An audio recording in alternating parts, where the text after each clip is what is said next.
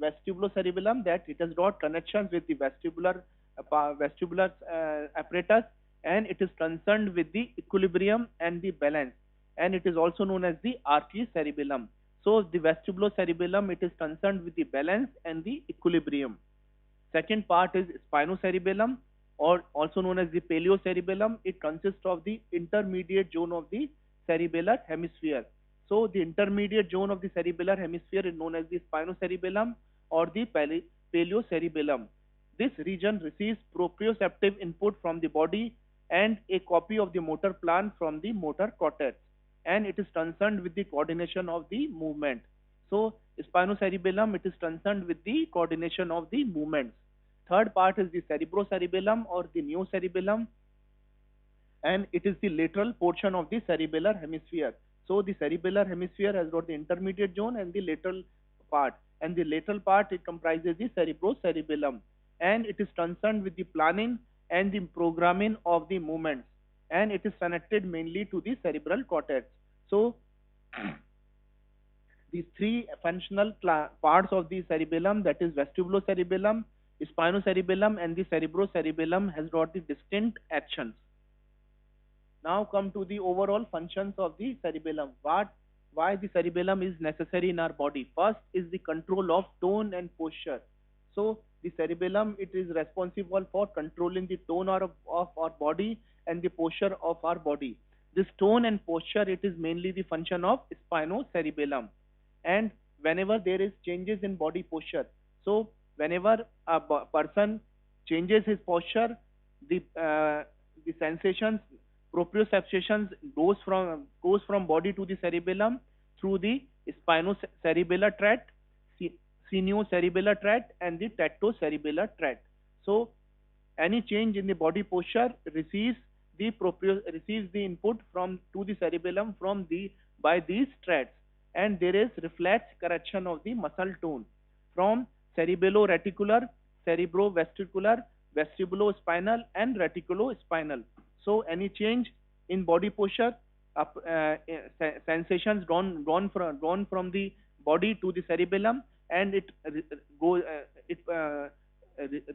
the reflex correction of the muscle tone through these pathways, and there is easy maintenance of new posture. So the cerebellum, it is responsible for controlling the tone and posture. Second function of the cerebellum is the control of equilibrium, and this equilibrium, it is mainly the function of vestibulocerebellum. Then there is a control of voluntary movements. So the cerebellum acts as a comparator servo mechanism, and it receives two types of information. First is the plan of movement and what the actual movement results, and these two are compared, and error is calculated.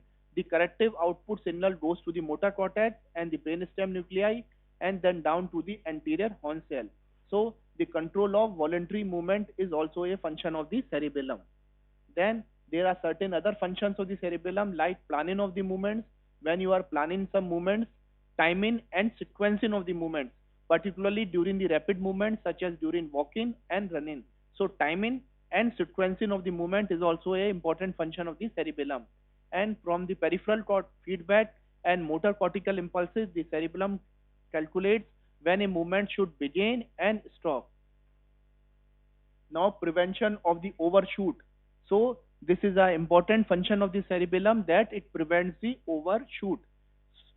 Soon after a movement has been initiated, cerebellum sends the signals to stop the movement at the intended point.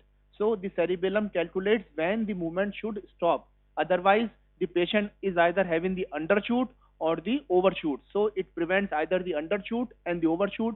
It only leads to the precise stopping of the movement at the desired action. And ballistic movements. So this is also a part of the cerebellum, ballistic movements. Rapid movements of the body, like finger movements during the typing, rapid eye movements. So this is also a function of the cerebellum. So importantly, we have got the regulation of tone, posture, and equilibrium, which is done by the spinocerebellum or the vestibulocerebellum, and regulation of coordinated movements, which are done through the cortico or the cerebrocerebellum. So these are the main important functions of the cerebellum. Now come to the cerebellar diseases. cerebellar diseases can be a focal cerebellar diseases, can be generalized cerebellar diseases. So cerebellar diseases can be focal and ipsilateral. These have been subdivided into the time course of action, acute, subacute, and chronic. If these diseases develop within hours to days, they are known as acute. Light vascular diseases, cerebellar infarction, hemorrhage, subdural hematoma, infectious diseases like cerebellar abscesses. So these are terms in the focal. These involve the cerebellum as local part of the cerebellum, and acutely. Subacute, when the disease develops within days to weeks, like neoplastic diseases, gliomas, metastatic diseases, demyelinating diseases like multiple sclerosis, and AIDS-related multifocal leukoencephalopathy. So these involve the cerebellum as a in the subacute form, and some chronic diseases like which involve the cerebellum in months to years, like gliosis, and congenital lesions like Chiari or Dandy-Walker malformation. So these comes within the chronic segment. Now come to the symmetric and the progressive. These diseases involve the cerebellum in the symmetric way, and these are progressive: acute, subacute, and chronic. Acute involves the intoxication, alcohol, lithium, phenytoin, and barbiturates. Acute viral cerebellitis, post-infection syndrome. So these involve the cerebellum in the acute form. Subacute, like intoxication with mercury, solvents, or gasoline. Alcoholic nutritional, like vitamin B1 deficiency and vitamin B12 deficiency. Chronic, like in inherited ataxias, paraneoplastic syndromes, anti-gliadin antibody syndrome, hypothyroidism, tertiary syphilis, phenytoin toxicity, or amiodarone toxicity. So the cerebellar diseases can be focal, or they can be symmetric and progressive. Now, important we will describe some important diseases like acute focal disease, which is the cerebellar stroke. So cerebellar stroke will involve the cerebellum in the acute, the duration will be acute and will involve as a focal. So cerebellar stroke, it is a component of posterior circulation stroke. So whenever the patient is having the posterior circulation stroke, the cerebellum is involved, and it is known as the cerebellar stroke. And the vessels affected in the cerebellar stroke are the vertebral arteries and posterior inferior cerebellar artery and the basilar artery. And there will be two forms, either embolization or the thrombosis. Either embolic occlusion or thrombosis of a terminal vertebral artery segment causes ischemia of the lateral medulla. So whenever there is a involvement of cerebellum, there is also involvement of the medulla also. And there is a important syndrome which is known as the lateral medullary syndrome or the Wallenberg syndrome. What is this syndrome?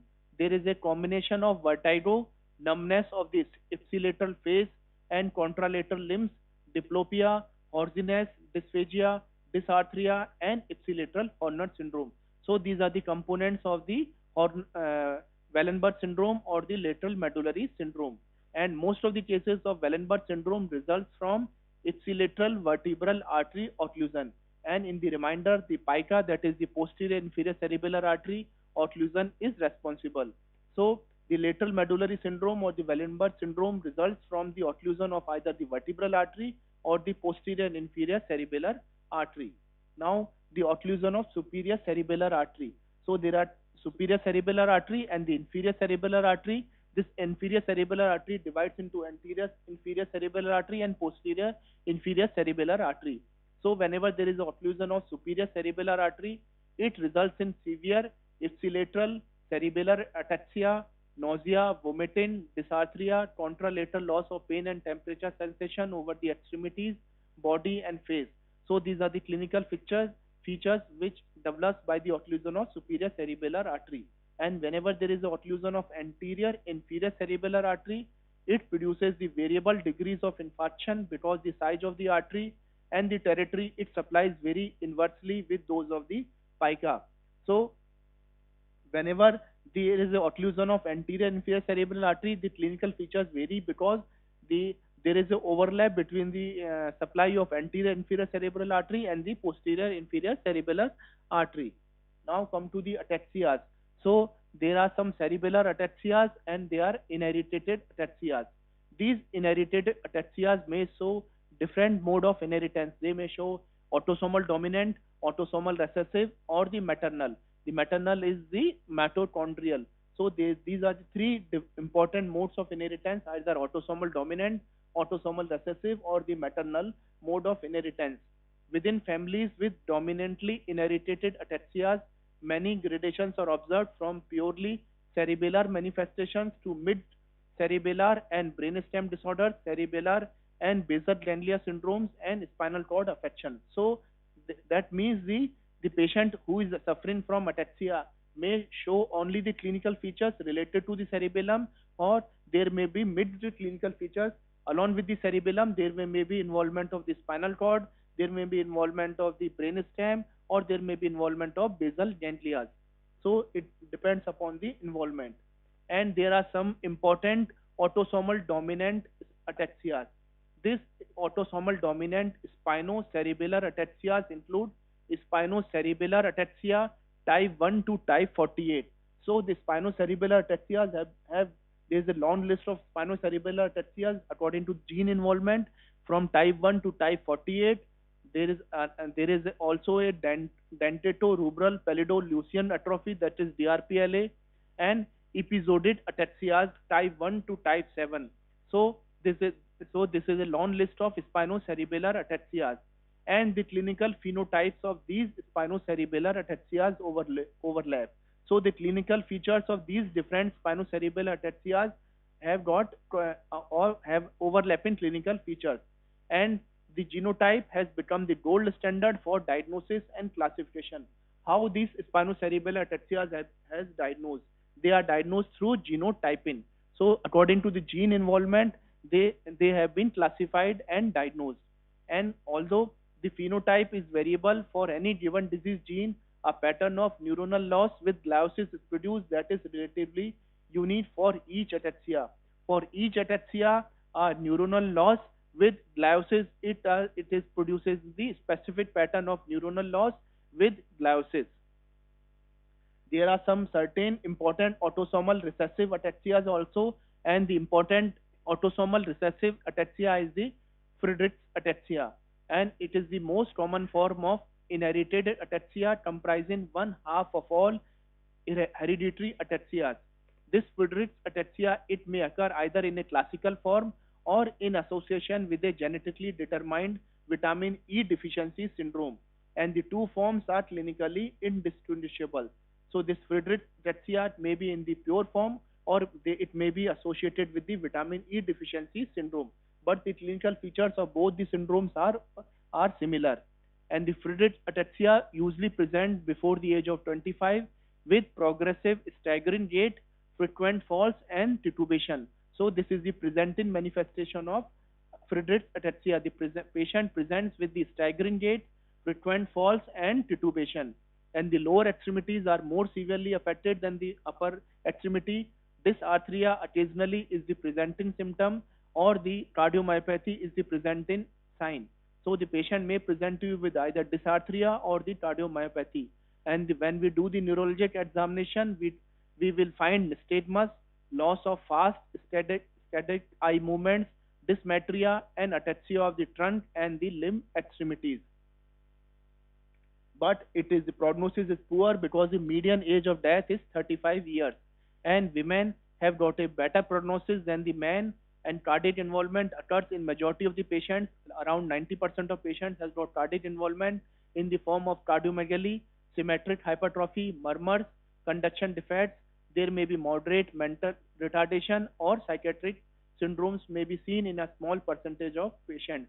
And the primary sites of pathology are the spinal cord, dorsal root ganglion cells, and the peripheral nerves.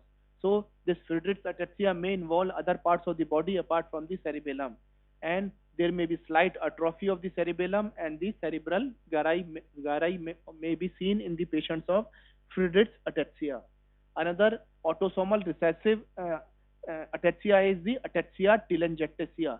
So what is the meaning of telangiectasia? So there is a dilatation of small vessels in the body, which is, and along with this there is a presence of ataxia.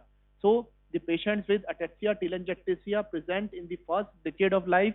So this is the age of presentation in the first decade of life, with progressive telangiectatic lesions associated with deficits in the cerebellar function and the nystagmus. So if you are finding a combination of telangiectasia along with the cerebellar signs, you may suspect the patient might be suffering from ataxia telangiectasia. And the neurologic manifestations correspond to those with Friedreich's ataxia, and they should be included in the differential diagnosis. So the Friedreich's ataxia comes in the differential diagnosis of ataxia telangiectasia. Now, certain important clinical features of cerebellar diseases. So, first is the dysmetria. So, what is dysmetria? That is inability to adjust the movements to a certain distance when attempting to touch an object with a finger. So, the patient can have hypometria or can be hypermetria, and it's due to failure of damping and timing functions of the cerebellum, and it is tested by the finger nose test. So if you have to see to look for the dysmetria, so what is the test? So the finger nose test. So we ask the patient to stretch his arm and to touch his nose with the finger. So usually we are able to precisely touch our nose with the finger, but in the patients of cerebellum there is slight jerky movement, and there will be either hypometria or there will be hypermetria. So this is the undershoot or this is the overshoot. So this is the dysmetria. So this is the picture showing how to test for dysmetria by the finger nose test. Another is the dysarthria. Dysarthria means difficulty in producing the clear speech. So there will be a cerebellar speech. Cerebellar speech is the scanning speech. So it is the result of smooth progression and prediction of movements in the muscles of the larynx, mouth, and respiratory muscle. So the patient who is suffering from cerebellar diseases will show the dysarthria. Then there is a dysdiadochokinesia. What is dysdiadochokinesia? That is inability to perform rapid alternate opposite movements such as repeated pronation and supination of the hand, and it is due to failure of predictive and smooth progressive function of the cerebellum. So how will you do the dysdiadochokinesia? So we ask the patient to rapidly do these movements, rapidly opposite movements of the finger, first with the one hand, second with the other hand. So we are in the normal patient, the patient is able to do these activity very fast, but in the patient of cerebellum, he will not able to do these movements. So opposite movements such as the pronation and supination. So this he will do like this. So this is the dysdiadochokinesia. So it is also important feature of cerebellum. Then is rebound phenomena. What is rebound phenomena? So there is a overshooting of a limb when a resistance to its movement is removed. So patient with cerebellar disease cannot stop the movement of the limb and the forearm flies backward. So suppose I am the patient, and opposite is the examiner, and the examiner put the resistance according to the arm. I am doing the resistance to my side, and the examiner is putting the resistance to his side. So in the normal cases, when the resistance is applied, a normal person can hold this arm, but in a patient of cerebellum, when the resistance is applied, the patient will rapidly do the injury to the self. So this is the rebound phenomena which is seen in the cerebellar diseases. Now, decomposition of movement. So there is difficulty in performing simultaneous movements at more than one joint. In a normal patient, simultaneous movements at more than one joint is possible, but it is not possible for a patient who is suffering from cerebellar disease. So there is a decomposition of movement. So there is a nystagmus. So there is a involuntary rapid rhythmic oscillation of the eyeballs. So tremors, also known as the tremors of the eyeballs, that occur when one tries to fix an object to one side of the head. So if you have to look for the nystagmus, ask the patient to focus on your finger. So you will see there is a rapid alternating movement, rapid involuntary movements of the eyeball. So this is the nystagmus, and there is a staggering gait. So the patient walks on a wide base in an unsteady, drunken, swaying manner and tends to fall on the affected side. So when we ask the patient of a cerebellar disease to walk, the patient has got the staggering gait. So the gait will be wide base gait, and the patient will sway like the alcoholic patient, and there is a tendency to fall on the affected side. Suppose the patient has the involvement of right cerebellar hemisphere. So the patient, when the patient will fall, so he will fall on the right side. Suppose the patient is within the involvement of left cerebellar hemisphere, when we ask the patient to fall, so the patient will fall on the on the left side. But when there is involvement of vermis, the patient may fall either front or in the or in the back. So the patient, when the involvement is on the vermis part, because it is the midline part, so they will fall on the front side or the back side. And what is the important feature of the vermis? There will be titubation. So there will be neck nodule will be there whenever there is a involvement of the vermis. There will be intention tremors. So tremors can be the resting tremors or they can be intention tremors. So resting tremors always present when the patient is having in the resting stage. So this is the classical feature of Parkinsonism. But in the cerebellum, there will be intention tremors. So there will be terminal tremors at the end of movement, such as a touching the nose or buttoning the shirt. So when we ask the patient to touch the nose, so there will be intention tremors. And titubation, that is abnormal nodine movement of the head or the body. So these are the different clinical features of the feature. Now come to the management part. First, we will take a complete history of the patient in the form of the complaint, onset, associated features, past medical history, family history, and the social history. Then we do the physical examination. So what is the appearance of the patient? What is the gait? We ask the patient to start walking. We listen to the speech pattern. You will can judge whether the speech is normal or it is a scanning speech or dysarthria. We do the neurological examination. The neurological examination, apart from the other neurological examination, you have to focus on the cerebellar examination, like dysarthria, nystagmus, dysmetria, rebound phenomena, dysdiadochokinesia, heel to shin test, pendular jerk, tandem walking, or the gait. What is tandem walking? So we ask the patient to walk on a straight line. So this is the tandem walking. But in the patient of cerebellar degeneration, this tandem walking is not possible. What is pendular jerk? We ask the patient to sit on a couch with the leg hanging on the side of the couch, and when we do a knee jerk, so there will be a pendular jerk. And what is heel to shin test? So this is, we ask the patient to put his heel on the shin of the opposite limb and do a downward movement. So the heel to shin test. So this is heel to shin test. It is coordination. It is for coordination in the lower limbs. Because to see the coordination in the upper limb, we can do the finger nose test. To see for the coordination in the lower limb, we can do the heel to shin test. Now come to the localization of lesion. If we are aware about the specific part or specific function of that part, we can localize the lesion also, where the lesion can be there. And if the patient has got the bilateral cerebellar involvement, and this bilateral cerebellar involvement can be caused by alcoholic intoxication, hypothyroidism, cerebellar degeneration, and multiple sclerosis.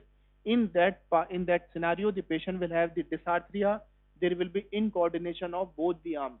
So the incoordination will be seen in both the arms and both the legs. There will be intention tremors, intermittent jerky movements or staggering. There will be wide-based unsteady gait and nystagmus. So if the patient has got the bilateral clinical features of cerebellar, it may be suggestive of bilateral cerebellar lesions. And localizing the lesion, if the patient has got the vermis lesion, the patient will have difficulty with maintaining the posture, gait or balance, and it should be differentiated from sensory ataxia. How will you differentiate from sensory ataxia? If the patient's problem does not increases with the closure of the eyes, that means the patient has got the cerebellar involvement. But if the patient's problem increases with the closure of the eye, that means the patient has got the sensory ataxia, because the sensory input through the eyes has been abolished. And lesions which involve the cerebellar hemispheres produces a number of dysfunctions in addition to the intention tremor. So by these clinical features, we can localize the lesion also.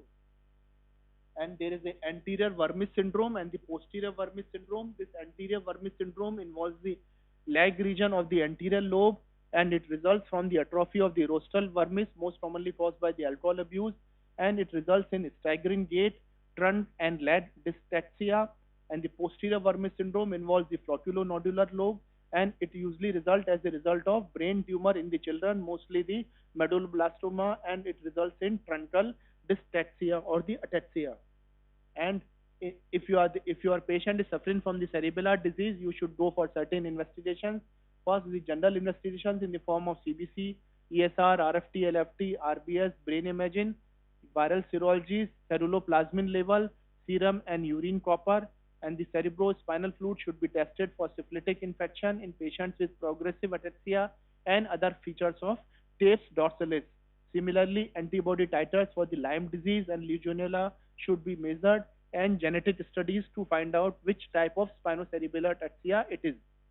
And the most important goal in the management of patients with cerebellar diseases is to identify treatable disease entities. And you should go for acute stroke management, management of complications. The mass lesions must be recognized promptly and treated appropriately. The paraneoplastic disorders can be identified and underlying primary cancer is addressed. And these disorders are often refractory to therapy, but some patients improve following the tumor removal. And ataxia with anti-gliadin antibodies and gluten and sensitive enteropathy may improve with a gluten-free diet. Malabsorption syndromes leading to vitamin E, vitamin B1, vitamin B12 deficiency may lead to ataxia. Hypothyroidism, it is easily treated with thyroxine replacement.